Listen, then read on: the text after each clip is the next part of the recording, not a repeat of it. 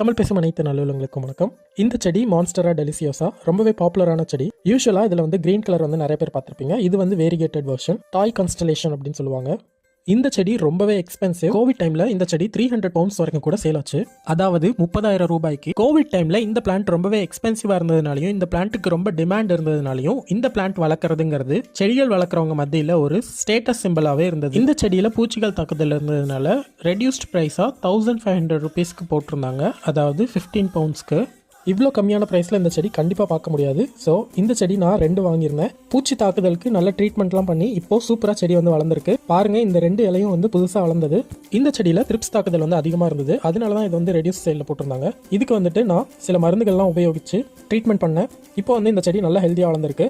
அந்த பூச்சி தாக்குதல்லாம் போயிடுச்சு. அடுத்த வீடியோவில் நான் எந்த மாதிரியான பூச்சி மருந்து யூஸ் பண்ணி ட்ரீட்மெண்ட் பண்ணேன்னு சொல்கிறேன். இந்த 2 செடியுமே நான் ஒரே பாட்டிலே நட்டு வச்சிருக்கேன். ஏன் அப்படின்னா நமக்கு மெயின்டைன் பண்ணுறதுக்கு ஈஸியாக இருக்கும். அதுக்கப்புறம் ஸ்பேஸும் சேவ் ஆகும்.